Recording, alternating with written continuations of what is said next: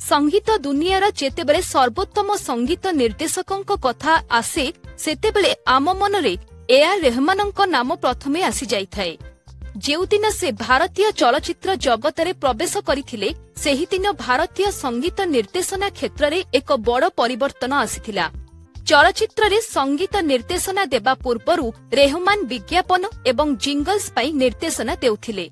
प्रसिद्ध चलचित्र निर्माता मणिरत्नम तांको चलचित्र रोजारे प्रथम करी संगीत निर्देशना देबा पई रेहमानंकु ऑफर देइथिले। 1992 मसीहारे रोजा फिल्म रे से प्रथमे संगीत निर्देशना देइथिले। प्रथम फिल्म रे रेहमान कमाल करिबा सह रोजा फिल्मर प्रत्येक गीत सुपरहिट होइथिला। केवल एतिकी नुहे, एही चलचित्रर संगीत निर्देशक भाबे तांकु जातीय पुरस्कार मिलिथिला। तेबे प्रथम चलचित्र रे पारिश्रमिक बाबदरे तांकु मात्र 25,000 टंका मिलिथिला। गणमाध्यम रिपोर्ट अनुଯାୟୀ आजिर दिन रे चलचित्र रे संगीत निर्देशना देबा पई रेहमान 8 कोटी टंका नेउछंती।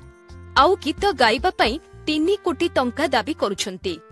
एबे तांको पाखरे 2000 कोटी टंकार संपत्ति थिबा बेले तांकर मासिक आय 15 कोटी टंकारु अधिक बोली कुहा जाउछि।